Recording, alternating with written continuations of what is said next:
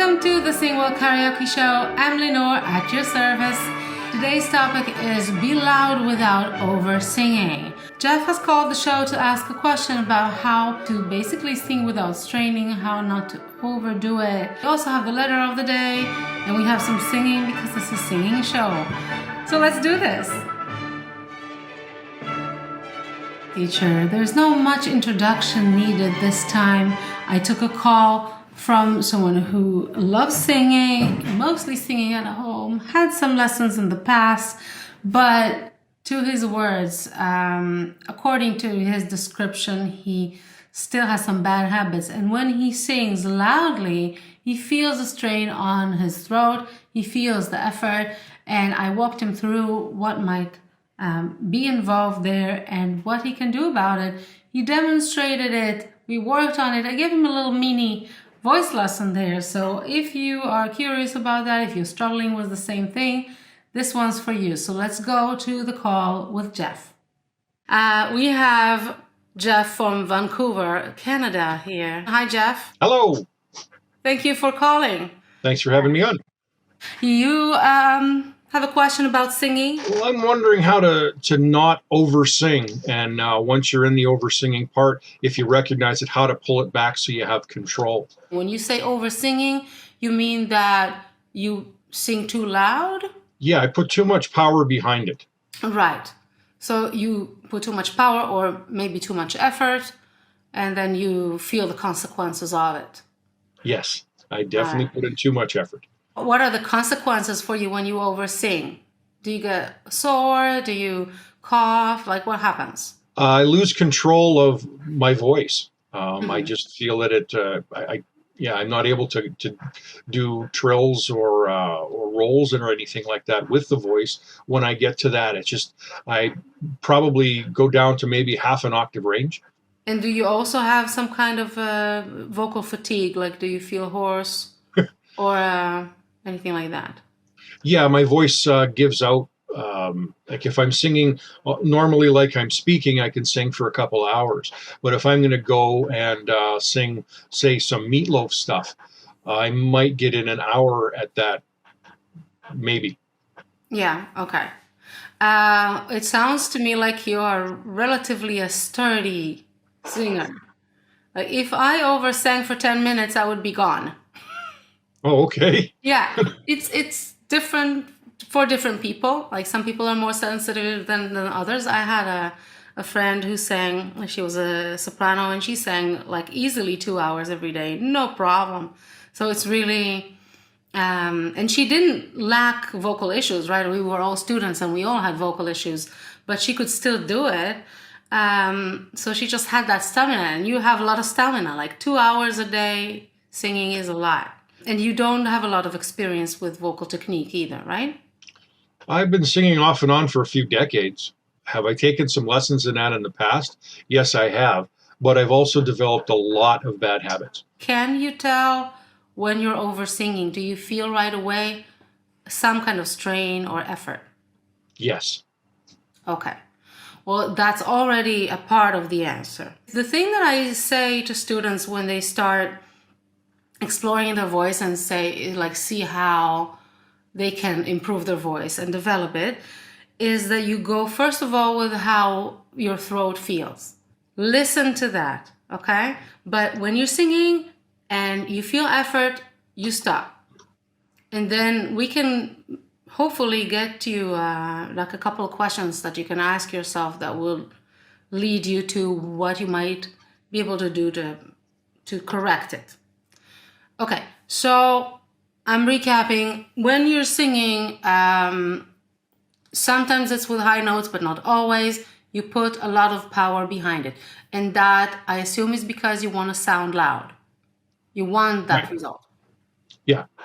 Okay, to sound more dynamic. Great. So my guess is that when you create or try to create that power, it could be either extra air or extra muscle tension to create the power in the voice. And that's very common, before one learns how the voice operates. Yes. So when you see a singer singing their hearts out, that's exactly what you think they're doing, right? They're just opening up their mouths and screaming like with all their might. Yes. If they did that, they would not be able to sustain themselves. It's not possible to put so much effort on like two little vocal cords. I don't care how manly and strong you are, you still have two small, relatively small muscles in your larynx. And the larynx also, by the way, is not fixated in one place. That's what enables us to speak and to sing. So it sort of like dangles there and it wiggles, and it's very fragile, actually, the voice box. So you cannot expect a lot of pressure on that area with no consequence and longevity of the voice. So that's not how power of the voice is achieved in a healthy way. But the first thing that I want you to think about when you sing those powerful notes and you feel that effort is, am I exhaling too much? Yeah? Okay. Okay, and that's weird because, and that will lead me to the first thing that can create power in the voice. So when your vocal cords are kind of close to make the buzz, right, to make the sound, and then there is a bunch of air hitting them and bursting them open, that's going to make it a lot harder on them to close, correct? Does that make sense? So if that happens and the air is basically busting the vocal cords open, there's going to be more air in the sound. When there's more air in the sound, there will be less sound. If you do that and then try to get it to be loud anyway, then I don't know what else you're pushing there to make that happen. Okay, that's a good thought. So what I want you to think about is containing the breath in the body for as long as possible. Basically, almost without exhaling. So I like pretending that I'm not exhaling at all. Okay? I'm just taking a nice breath, not too much, because then it's also a lot of tension. Like you don't want to breathe in like this. So you just take a nice deep breath, then you hold it in. And that's how I'm talking to you, by the way, right now. I'm holding my breath inside, and you get quite a loud sound, right? Because it enables the vocal cords to close. So that's the first thing that I want to do. So maybe we can do that right now, if you want. Maybe you can give me like a phrase or two from a song, from a place where you feel like you're over singing, and then we can work on it a bit. Oh, okay. So from Secret World, it's did you think you didn't have to choose it? That I alone could win or lose it? In all the places we were hiding love. Nice. So did you feel the strain there while you were singing? Did you feel it? Yeah, I can feel it in here. Now, when you ask yourself that question, did I use a lot of air when I was singing? Do you know the answer to that or not yet? Because maybe not yet. Okay, that's okay. In order to find out, let's try that trick that I gave you before. Okay? So okay. I want you to take just a normal breath and then basically stop breathing and then sing. Did you think you didn't have to choose it? That I alone could win or lose it? In all the places we were hiding love. How was that? That felt better. Okay, that already felt better. Okay. Yeah, but strange because it's new. You did it right away. Yeah. You don't need a lot of practice for that. You just need to decide that you're going to do it. Number two, that actually, when I think about it, should be number one, is creating some space. Yeah? So you're already doing that probably when you're looking in the mirror. But if you're not looking in the mirror, you still have to be aware that you're opening basically the space between your jaws. And right now, when you were singing, and this is a relatively high register, your mouth was relatively closed. You didn't have a ton of space there. So let's try it right now. When you inhale already, drop your jaw. Yeah. the keyword is drop and not activatingly open. Yeah, because we don't want extra muscle tension if possible. So just go. Nice. Okay. And I don't see your chest or your shoulders lifting, which is also very good. So this is the habit that I want you to sort of like repeat. When you're singing, think that you're Pinocchio. And let's see if that helps at all. Yeah?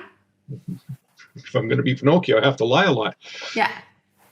Not necessarily. Not in this case. Did you think you didn't have to choose it? That I alone could win or lose it? In all the places we were hiding love. I'm trying to drop my jaw. Yeah. I It's think different. you're trying maybe too hard. Hi, let's take a little break from the call. I have something important to say. Did you know that you can also call the show and talk to me? I would love to hear from you if you are struggling with anything that has to do with singing. Or if you went through some difficulties and came out the other end. I would love to have you on the show. All you have to do is go on my blog, singwell.eu, and contact me through there. Keep in touch. Now let's get back to the show. Let me put it in order for you because I don't want you multitasking. We're just going to do step 1, step 2, okay? I call it the secret of the machine. So we're making a little machine for you. You inhale, you drop the jaw. Then you stop your breath. And then you don't breathe anymore. And then when you sing, you keep dropping the jaw. That's basically the order of things. Okay. So breathe in, drop the jaw. Breathing, drop the jaw, then stop the breath. Then when you sing, you keep dropping the jaw, like Pinocchio. But don't breathe. Did you think you didn't have to choose it? That I alone could win or lose it? And all the places we were hiding love. How was that for you? It felt more in the back of my throat than up front. Mm-hmm. When I was first doing it, it felt more here than here. It's strange. It's something new. It's very strange. And it's still, understandably, it's still difficult to do both things at the same time. So both the space and holding the breath. So now when you were opening your mouth, that was accompanied by some, some exhalations that were, little bursts of air. Yeah? So when you get used to holding your breath, that will become easier. And I think for you, the combination of those two things is going to make it a lot easier. We can hear that you have naturally quite some power in your voice. You don't have to make it. You don't have to make your voice powerful. You have to allow it, enable the voice. Don't make it something. Don't manufacture the power. That's what you've been doing so far. So you need to work with the way the voice functions. So close the vocal cords, get a nice body of air, make some space. Okay. Yeah. The next step after that would be to relax a little bit. When you go to high notes, relax them down. So that's something that you can work on with the tutorial I have on YouTube or on high notes. But first you need like those basic things of getting some space, getting the vocal cords to close. A really good way to do that is to hold the breath. Okay. Another good way to do that is to use speaking voice. You're already doing that, so that's why I didn't suggest that. You're already using speaking voice. You're quite natural in the way you're using the words and the vowels when you sing. There's a couple of words I sing. I mean, this is just kind of off to the side here, but like life and right, I sing life, right. Yes. And I wish I could just do it in one note. Is it about the notes, or is it about the fact that you close your mouth on la and then you're choked? Is that what happened? I closed my mouth and I choked it. Okay. You have to understand that when you close your mouth, there is not much room for the tongue, which is quite big, Like the tongue is a muscle and occupies almost all of the space in your mouth. So when your jaws are not separated, at least like, one finger space, the tongue is jammed in there. And it wants to be very active and like contract because it thinks that it helps. It doesn't. So the first thing you can do to free up the voice is open here. Okay? When you close the space in the mouth, that's really difficult to sing. So I would try live. Sing on the ah. Live. Yeah. Huh. Okay. Just sing on the open vowel. Yeah. If you really want to sing on the E, then you have to learn how to do an open E, which is possible. E. You can say E with an open mouth too, but you have to get used to doing that. Exactly. That's okay. So now you've solved that problem because it's the E sound that I'm not doing right. Laif, right. Okay. Yes. So that falls into the category of the space. You have to make sure that you have some space. That will be your first step. Second step is getting the vocal cords to close and not breathing out too much. But anyway, the picture is bigger than that. What I gave you now is like the basics that I would start with, and then there could be other places that you might be holding tension in, and if you hold tension in other places, they can affect the space that you have between your jaws or in your mouth or on your throat, right? So just saying that if you are doing everything that we said and you still feel the pressure, you need to start checking basically the upper part of the body. What is holding tension there? Yeah. Good. So I love yoga. I don't know if you know that by now. Yoga is fantastic to free up the body and align it. You want the body free of muscle tension on the upper part, and then you want a nice alignment, at least of the torso. Yeah. So another way to do that, to get like a nice alignment, is with the Alexander technique. I love Alexander technique. If I gave you like a tutorial, like an audio guide for Alexander technique that is like on average like 10-minute or 13-minute audio guides, would you be able to do something like that daily? Yeah, as a matter, it's kind of funny. I'm starting yoga today. Oh wow! Okay. Oh, Okay. it's a coincidence. Amazing. Okay, so here's what I want to do. I want you to report back to me after you start doing yoga. I think it's gonna be a game changer for you. There's also an article on my website about singing in yoga positions, but get a little bit of experience with yoga so you know what's going on. It's going to be amazing for your singing. Absolutely amazing. It's the best thing. I think it's one of the best things. Yoga and Alexander technique are the best things for singing. And I want to give you the app that I have. It's of my teacher, Micah Arts. She's here in the Netherlands and she's remarkable. She has an app for Alexander technique. It's called Think Up. And I'm curious to see what it will do for you.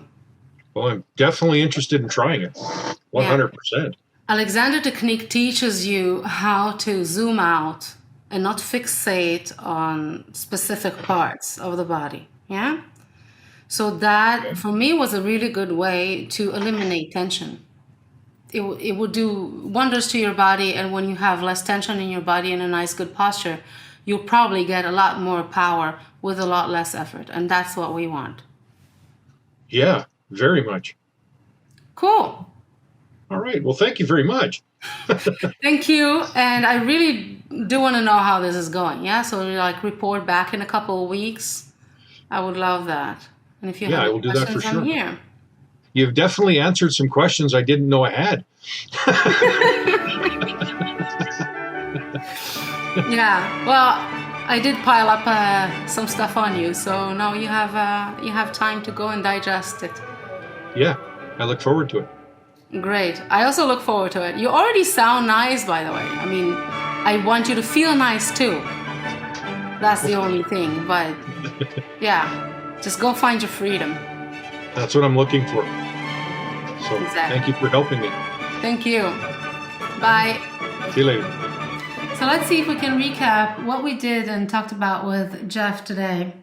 There are a few components that can be involved when someone puts effort on their voice. And it happens a lot when you sing high notes. It happens a lot when you're singing loudly if you don't yet know what are the right quote-unquote buttons to push to make that happen.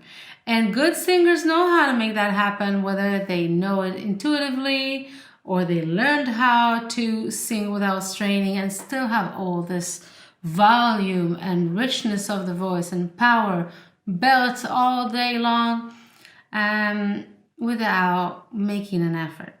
But effort can come in a few ways. So it can be extra air pressure.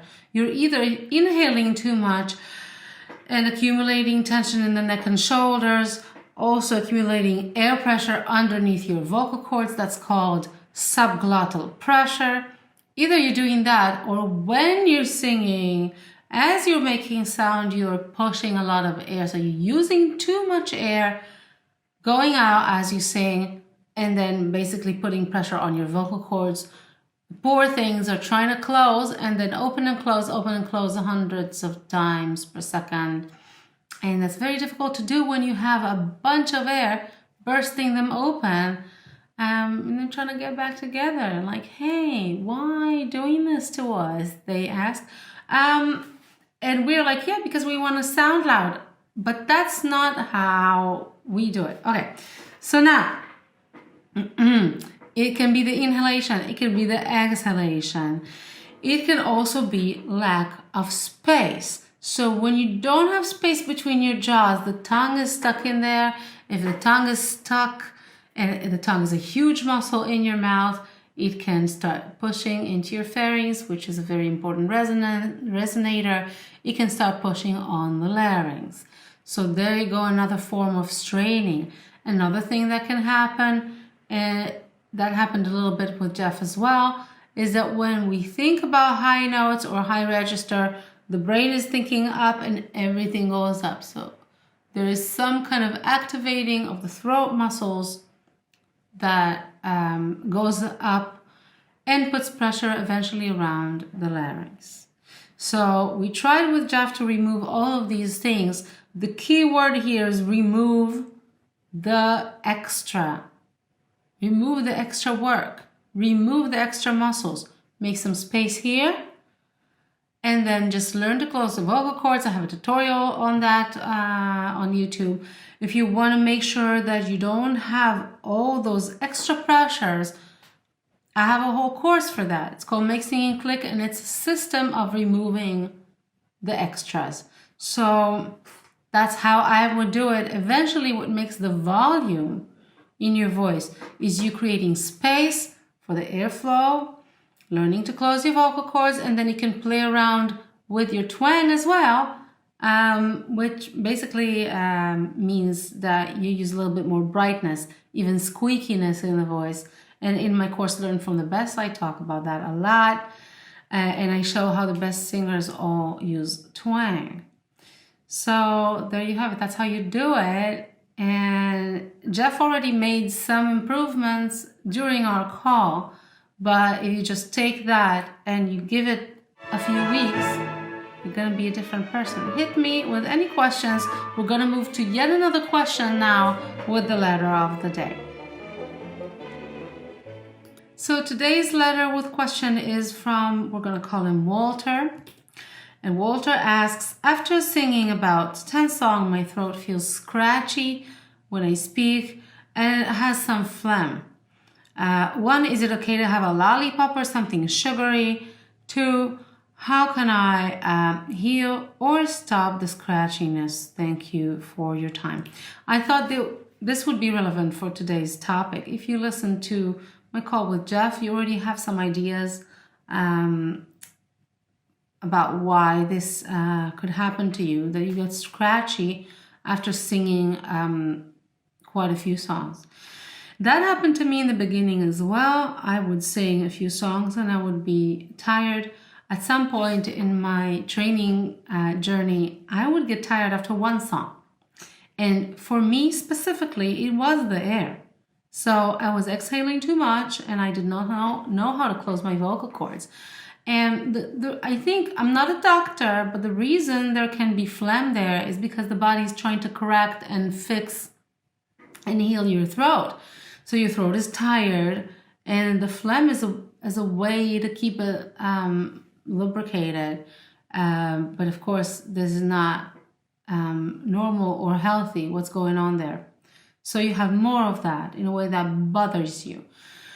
So I'm just guessing it's probably extra air. It could also be, as I said before, it could also be extra muscle, but I would check the air thing and the vocal cord closure thing first if I were you. About the lollipop, it really varies from person to person. Some people are not bothered by lollipops at all or anything sugary. And for some people, actually, consuming sugar makes them more phlegmy than others. So I don't know which one is you, but if it's not from all of the sugar that you get phlegmish, then go ahead and just do it. If it helps you, I'm okay with that. I have my own problems with sugar, but that's not related necessarily to the voice.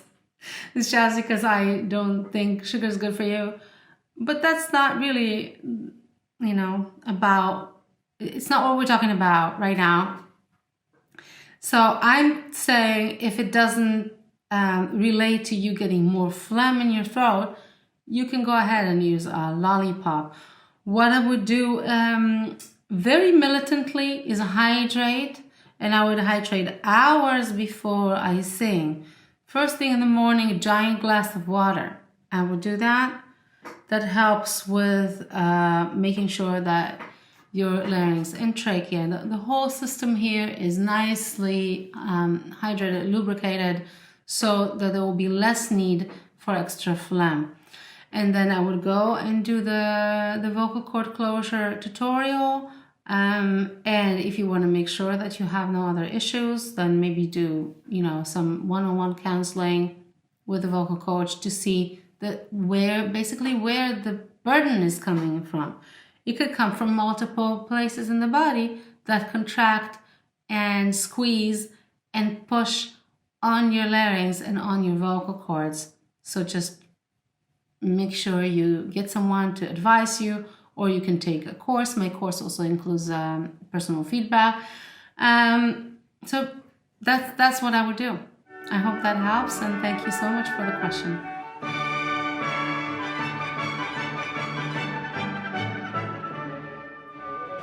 What I have to say about this song is that it's one of my favorite, very close to my heart. And it's called Nothing Compares to You, originally by Prince. Made famous, I think, by Sinead O'Connor. And I made an attempt of singing this song when I was 20 years old. And I tried to audition for sort of a waiting table kind of a job when the waiters would sing. But the problem is I couldn't really sing at the time. So this is a tribute to my 20-year-old self, to tell her it's gonna be okay. One day you'll be able to sing this. It's been 7 hours and 16 days since you took your love away.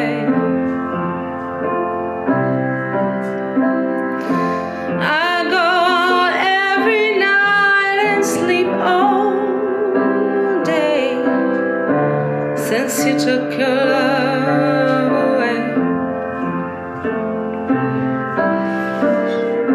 since you've been gone, I can do whatever I want. I can see whomever I choose. I could eat my dinner in a fancy restaurant, but said nothing can take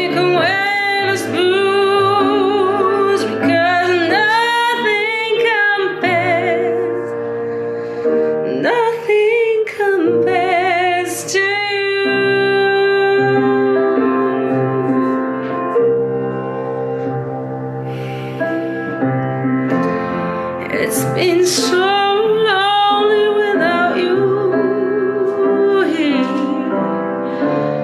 like a bird without a song. Nothing can stop these lonely tears from falling. Tell me, baby, where did I go wrong? Oh, yeah, I could put my arms around every boy I see. They all just remind me of you. I went to the doctor, and guess what he told me? He said, girl, you better try to have fun no matter what you do. But he's a fool because nothing compares. Nothing compares to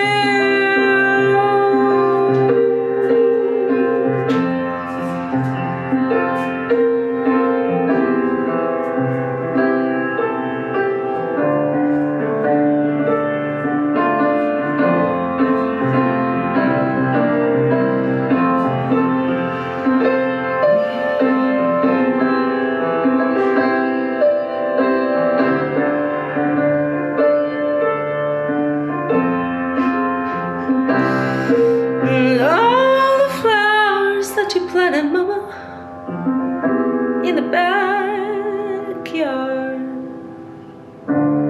all died when you went away.